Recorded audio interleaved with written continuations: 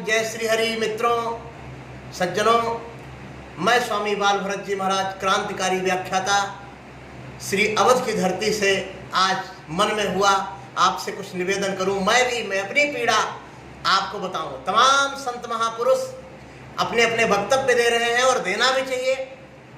इस संदर्भ में कोई मंच से अली मौला कर रहा है, कोई अल्लाह अकबर कर रहा है, कोई या हुसैन, मतलब कितनी घृणित बात है, कितनी हिंदू समाज के लिए पीड़ा की बात है। हमको तो लगता है कि बाबर, तैमूर लंग, महमूद गजनवी, महमूद गौरी, औरंगजेब, ये जितने आक्रांता थे, मुझे तो नहीं लगता कि शायद इस तरह के लोग, इस तरह की विचारधारा के लोग जो हमारे हिंदुओं में उस समय रहे होंगे, तभी उनके आतंक को, तभी उनके दुराचार को बढ़ावा मिला होगा। ये बड़े कष्ट की बात है। कोई कुछ कर रहा है, कोई कह रहा है कि कथा रोक करके हमें उनके अल्लाह को प्रणाम करना चाहिए।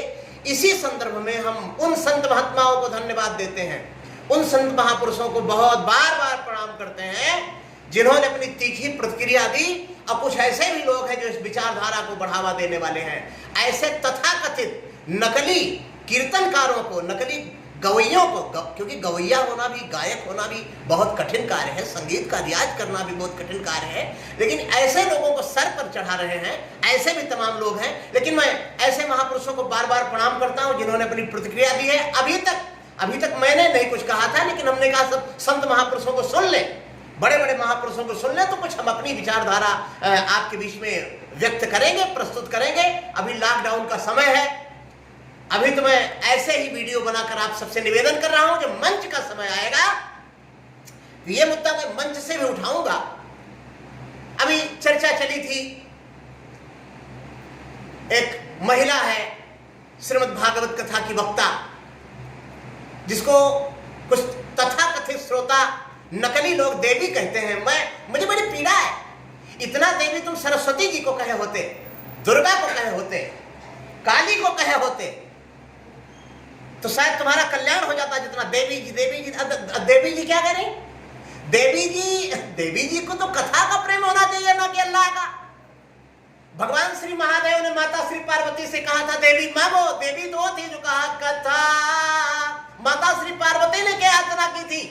महल नहीं मांगा था, गहना नहीं मांगा। अब तुम अपने गहने के लिए, थोड़े गाड़ी के लिए, बंगले के लिए, थोड़े छोटे मोटे सुख के लिए तुम राम को भुलाकर, कृष्ण को भुलाकर अल्लाह को प्रणाम करते हो। तुम देवी नहीं हो सकती।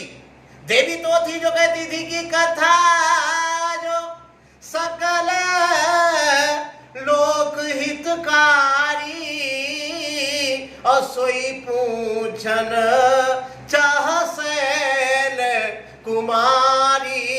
हे महादेव, मुझे तो आप कुछ न दें, केवल कथा दें। माता श्री पार्वती ने कथा मांगी थी, मैं उनको देवी कहूंगा, मैं भगवती दुर्गा को देवी कहूंगा, जन जन का कल्याण करने वाली मां सरस्वती को देवी कहूंगा।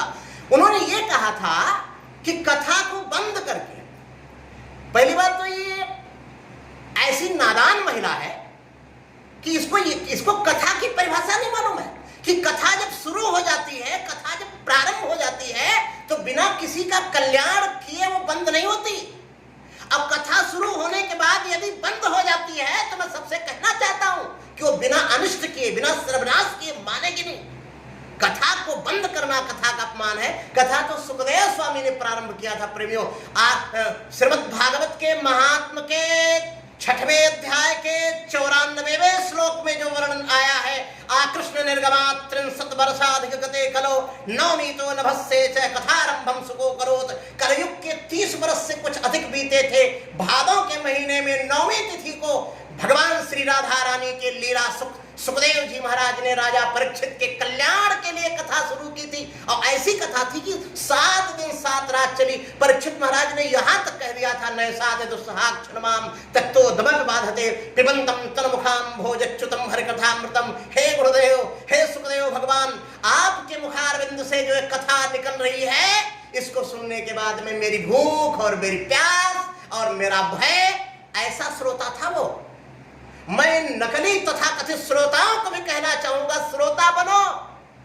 राजा परीक्षित भूख और प्यास भूल करके कथा सुने थे। और आजकल बड़े बड़े कार्यक्रमों में कथा में चाय नहीं चले तो उस कथा को बड़ा नहीं माना जाता। जिसमें चाय न चले, जिसमें नाश्ता न चले, जिसमें खाना न परोसा जाए, जिसमें समोसा न परोसा जाए, इस तरह का वातावरण करके आप परीक्षित जैसे कल्याण की कामना करते हैं? अभी मैं कहूं जन्माद्य से ब्रह्म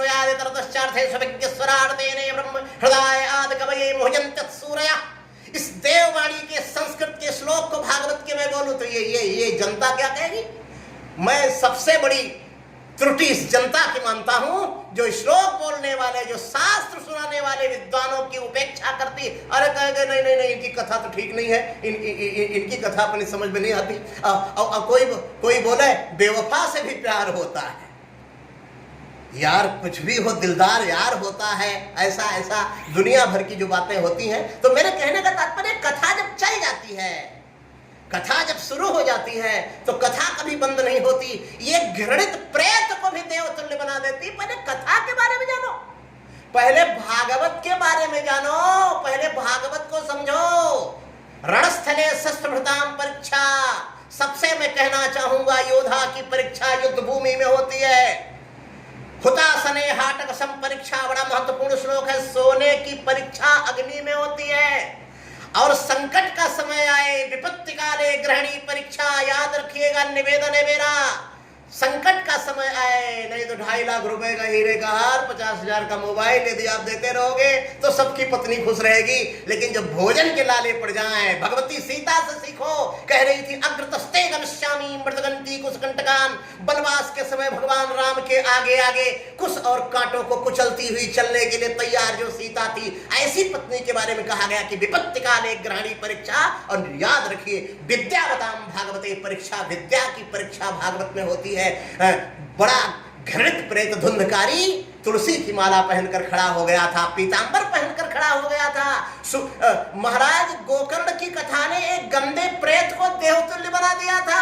आजकल जो ये लोग, ये ढोंगी नकली व्यास तुम्हारे हैं, इनकी कथा यदि अच्छा भला व्यक्ति सुन लेगा तो हमें लगता है वही प्रेत हो जाएगा। इसलिए रोकने की, अरे मनुष्यों को प्रेत मत बनाओ। ये राम की कथा है, ये कृष्ण की कथा है। हमारे राम के दरबार में पशु भी मनुष्य बन गए थे। हनुमदाद कपियादिक वीरा, हनुमान अंगद जामवंत, बड़े बड़े बाल वाले, बड़े बड़े नाखून वाले। रामायण में लिखा है, धरे मनोहर मनुष्य शरीरा। राम की तरफ खींचो, कृष्ण की तरफ खींचो। अल्लाह को प्रणाम करने का अधिकार, मैं अल्लाह का विरोधी नहीं हूं, मैं मुसलमान का विरोधी नहीं हूं। ऐसे कुछ परसेंट लोग कहते हैं ना, वो अच्छे वाले मुसलमान कहाँ गए? कुछ अच्छे मुसलमान हैं जो भारतीय संस्कृति में रचे बसे हैं, अभी भी हैं। लेकिन वो मुसलमान के विरोध में क्यों नहीं बोलते? वो डरते हैं, डर के मारे नहीं बोलते हैं। ऐसे मुसलमानों का मैं सम्मान करता हूं। मस्जिद में जो अजान देते हैं, उस अजान में मुअज्जिन कहता है केवल इस पूरी धरती पर, पूरे संसार में केवल एक अल्लाह ही पूजनीय है। या इलाही लिल्लाह कहता है मोहम्मदुर रसूलुल्लाह। इसका अर्थ ये होता है कि केवल खुदा ही पूजनीय है, उसके अलावा किसी के सामने सिजदा करने योग्य नहीं है, बाकी कोई पूजने योग्य नहीं। मैं किस अधिकार से कह सकता हूं कि मैं अपनी कथा बंद करके अल्लाह को प्रणाम कर लूं? अल्लाह को प्रणाम जो करते हैं उनको, उनका स्वागत है। भाई हम किसी मौलवी को कहते हैं हैप्पी होली, सब लोग ध्यान से सुनिएगा, हैप्पी दिवाली, तो वो मौलवी उल्ट करके ये नहीं बोलता कि सेम टू यू। वो मौलवी तो सीधे खुल्लम खुल्ला वीडियो बनाता है कि भाई टू यू, वो आपको ही मुबारक हो, आपको ही बधाई हो होली की। तो ये विचारधारा है। फिर भी हम लोग, हमारे हिंदू ने क्या क्या नहीं किया? हमारे हिंदू ने टोपी पहनी, हमारे हिंदू मजार पे गए, हमारे हिंदू ने ईद मनाई। आप लोग और क्या चाहते हैं? तो मैं सबसे ये कहना चाहूंगा, कथा रोक कर अल्लाह को प्रणाम करना। और एक बात बड़ी मूर्खता वाली इस महिला ने कहा है कि क्या जाता है, क्या जाता, अरे क्या जाता है? तुझे भारतीय संस्कृति का ज्ञान नहीं, तुझे भारतीय इतिहास का ज्ञान नहीं। क्या गया आज तक है? 7 लाख कश्मीरी पंडितों को हाथ पैर काटा गया, मारा गया, भगाया गया, और तेरी नजर में कुछ गया ही नहीं। 15% हिंदू पाकिस्तान में 1947 में थे, माने 1 करोड़ पर 15 लाख। आज 1% हिंदू है। 250 मंदिरों में 10 मंदिर में केवल किसी तरह से पूजा हो रही है। मंदिरों को तोड़ दिया गया। जूता पहने हुए वहाबी मानसिकता के दरिंदे मंदिर के शिखर पर हमारे खड़े अंडा खा रहे हैं, मुर्गा नोच रहे हैं उन मंदिरों पर। ये इस मूर्ख लड़की से कोई बोला है? इस मूर्ख लड़की से कोई बोला कि ये क्या जाता है का उत्तर है?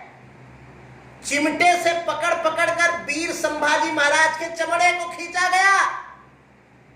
अबे माफी मांग रहे हैं ये बड़े भारी, जो मुरारी बापू ये कहे ना, ये गुजरातियों ने पूजा, पैसा लगाकर उनको आगे बढ़ाया। गुजराती बड़े धर्मात्मा होते हैं, बड़े भावुक होते हैं, और यदि इनके अंध भक्तों को निकाल दिया जाए, अभी इनकी कथा बाहर होना बंद हो जाए, ये अंधे भक्त इनके, तो मुरारी बापू कथा नहीं कर पाएंगे।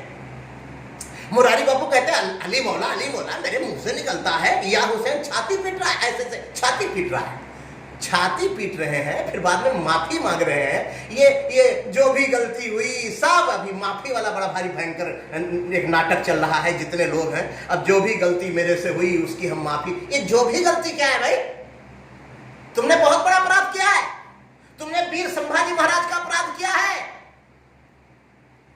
चिमटे से पकड़कर जिनका चमड़ा उतारा गया था तो श्री राम बोले थे, वो विठ्ठल भगवान का नाम लिया था। औरंगजेब बोला था बोल दो एक बार अल्लाह अकबर, हम आपको छोड़ देंगे। वो बोले अल्लाह अकबर अपने मुंह से, इसका मतलब वो गलत थे, तुम सही हो, है? तुम सही हो।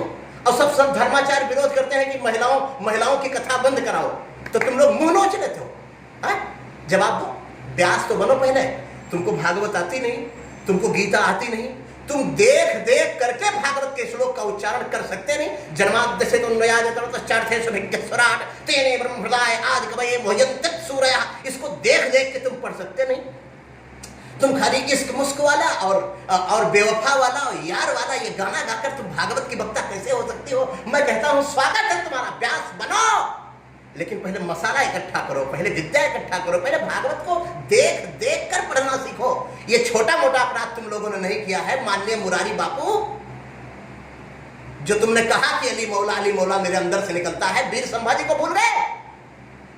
चिमटे से पकड़कर चमड़ा उतारा गया था, वो हे राम बोले थे, विठ्ठल विठ्ठल बोले थे, भारत माता की जय बोले थे, लेकिन अल्लाह अकबर नहीं बोले, मर गए, आंख फोड़ दी गई। शर्म नहीं आती तुमको? गुरु गोविंद सिंह जी महाराज के दोनों बेटों को दीवार में चुनवाया गया था, तुम भूल गए उनको? इसका मतलब तुम सही हो, वो गलत थे। उनसे कहा था बेटा अल्लाह अकबर बोल दो, इस्लाम स्वीकार कर लो। वीर हकीकत राय को 11 साल की उम्र में सर कलम कर दिया गया था पंजाब में, वो सब गलत थे। पृथ्वीराज चौहान जैसे महान योद्धा, राणा प्रताप जैसे महापुरुष इस धरती पर, वो सब बेकार थे। नकली मुरारी ढोंगी चित्रलेखा जैसी महामूर्ख महिला, तुमको अधिकार कैसे मिला है सब बोलने का? ये सब महापुरुष गलत थे, ये सब ढोंगी थे। तुमको ये खाली वीडियो में माफी मांगने से काम नहीं चलेगा। अब गोलमाल माफी मत मांगो कि मेरी बातों से कुछ लोगों की भावनाएं आहत हुई हैं और उसके लिए मैं क्षमा मांगती हूँ, क्षमा मांगता हूँ। जो भी गलती हुई है मैं तुमसे कहना चाहता हूँ, इस बात को मैं कल मंच पे उठाऊंगा, अभी तो मैं कमरे में बोल रहा हूँ। ये जो भी गलती हुई क्या है जी? तुम कहो कि मैं अल्लाह अकबर मंच से बोली हूं या बोला हूं, मैंने छाती पीटी है, या हुसैन कहा है। समस्त समाज, हिंदू समाज, संत समाज, भक्त समाज से हम माफी इसके लिए मांगते हैं, क्षमा मांगते हैं। आगे से मैं कभी ऐसा नहीं होने दूंगा या होने दूंगी। इनका कम से कम 1 साल के लिए सामाजिक बहिष्कार किया जाए, और इनका नहीं, यदि मैं मंच से कोई गलती करता हूं, अपराध करता हूं, तो मेरा भी बहिष्कार किया जाए। मैं सिर्फ चापलूसी करने वालों की न तो कथा करता हूं और न मुझे ये लोग कभी बुलाते हैं, इसलिए सबसे मेरा विनम्र निवेदन है। और उन हिंदुओं को बहुत बहुत प्रणाम है कि जिनका स्वाभिमान जगा है, जिनका सम्मान जगा है, अपने धर्म के प्रति जिनका प्रेम जगा है, उन हिंदुओं को मैं बार बार, उन सनातन धर्मावलंबियों को बार बार मैं प्रणाम करता हूं, और उन संतों को बार बार नमन करता हूं जिनको इससे पीड़ा हुई है। हालांकि बहुत संतों को मैंने इनको बुला के कथा भी कराते देखा है। बहुत महामंडलेश्वर संत महात्माओं को मैंने ऐसा भी देखा कि जो विद्वानों को छोड़कर देवी चित्रलेखा, तो देवी प्राची, तो देवी कौन, तो देवी कौन, क्या जरूरत है भाई आपको? तब तो संस्कृत महाविद्यालय, न्याय मीमांसा, वेदांत व्याकरण का अध्ययन संबंध हो जाएगा जब ये सब होने लगेगा। मैंने ऐसे को भी देखा है, तो मन से कहूंगा ये काम बंद करिए। और इसमें अधिक मात्रा में संत महापुरुष ऐसे हैं, उनको मैं प्रणाम करता हूं जिन्होंने इस पे आवाज उठाई है, और उन्हीं के पीछे चलने वाला मैंने भी आवाज उठाई है। मैं और अधिक क्या कह सकता हूं? ये क्षमा यदि इनको मांगना ही है तो सामूहिक स्पष्ट क्षमा मांगे, ये ना मांगे कि जो भी गलती हुई है है, जो भी गलती क्या हुई हम क्या जाने, कोई क्या जाने क्या गलती आपसे हुई है। इस तरह का वातावरण हम लोग बिल्कुल सहन नहीं करेंगे। श्रीमद् भागवत जैसे महान ग्रंथ को, रामायण जैसे, श्रीमद् वाल्मीकि रामायण जैसे महान ग्रंथ को भगवान श्री राम के 16 प्रकार के गुणों की दिव्य व्याख्या, कुन्नस्मिन् सांप्रतम लोके गुणवान कश्च वीर्यवान धर्मज्ञश्च कृतज्ञश्च सत्यवाक्यो दृढव्रता चारित्रेण च वो युक्तः सर्वभूतेषु कोहितः विद्वान् कः समर्थश्च कश्चैव प्रियदर्शनः। वाल्मीकि महर्षि के इन प्रश्नों के उत्तर को नारद जी ने बीड़ा बजा बजा कर दिया था। तो भैया देखो, संगीत तो ठीक है, नारद जी ने भी बीड़ा बजाया था, तो उन्हीं की परंपरा का निर्वाह करने वाले हम लोग संगीत से कथा बोलते हैं। भागवत के अंत में महात्म्य में प्रहलाद धारी तृणगतया चौद्धवः कांस्यधारी वीणाधारी सुरऋषि सर्वसर्वतया राग कर्ता अर्जुनो भूत इंद्रो वादीन मृदंगम जय जय शुक्रा कीर्तने ते कुमारा। ये सब लिखा हुआ है कि शरद कुमारों ने कीर्तन किया था, इंद्र ने मृदंग बजाया था, उद्धव जी महाराज ने मजीरा बजाया था, प्रहलाद जी ने, ऐसे ऐसे सब वर्णन आया है कीर्तन में, कथा में, भागवत में। भैया ताली, मजीरा, ढोलक, तबला, साज संगीत तो चलो जहां तक ठीक है, जनता को एकाग्र करके बैठाए रखने में, लेकिन आगे की चीजें हम लोग कभी सहन नहीं करेंगे। जो भी करेगा उसका विरोध होगा और हम लोग विरोध करेंगे। श्री सीतारामचंद्र भगवान की जय, भारत माता की जय, जय हिंद, वंदे मातरम।